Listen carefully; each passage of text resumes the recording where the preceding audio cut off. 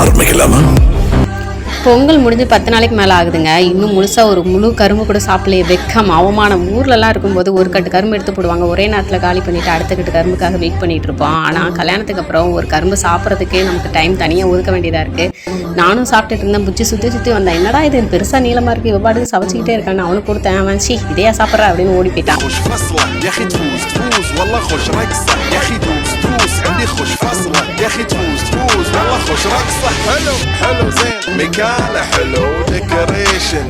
தனியாக இருந்து கரும்பு சாப்பிட்றத விட எல்லாரும் ஒன்றா இருந்து கரும்பு சாப்பிடும்போது இன்னும் கரும்பு கூட டேஸ்ட்டாக இருக்கிற மாதிரி ஃபீல் ஆகும்.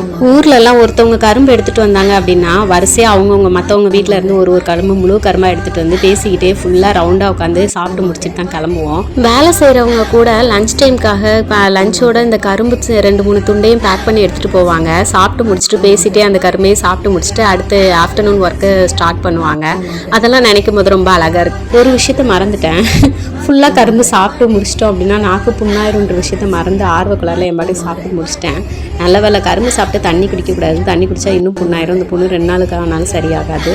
நம்ம தண்ணி குடிக்காமல் கவனமாக இருந்துட்டோம் அப்படின்னா உடனே ஒரு 45 மினிட்ஸில் சரியாயிரும். நாக்கு புண்ணாயிடுச்சு.